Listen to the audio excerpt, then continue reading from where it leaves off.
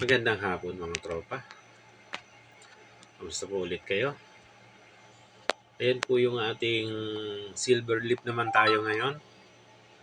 Yung ating follow through na trophy. Ayan po, isi-silver leaf natin ngayon. Nabugahan na natin yan, nabackground na natin ng automotive lacquer black. Tapos, nung natuyo, nilihan natin. Tapos, saka natin isprayhan ng ating silver. Ayan, number 0 po yung ating silver natin. Pinong-pino po yan yung ating pinakang background dun sa ating sinisilver leaf. Ayan po yung ating follow through na trophy. Ayan po. Silver naman po yan. Yung base po niyan, itim lang, black lang, na acricolor na black. Ibabrush lang natin.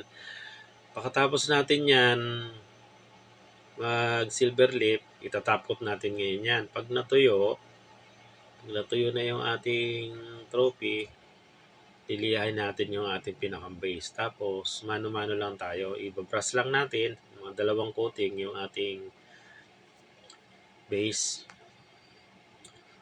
Tapos, patutuyuin ulit natin. Saka natin itatop coat ng buo. Yung ilalim naman yan, itim lang yan mga tropa. Latex lang na itim. Yan lang. Tapos yung harap niyan, lalagyan ng plate yan. Yung harap ng trophy. Ayan po. Yung ating ginagawa, silver leaf naman tayo.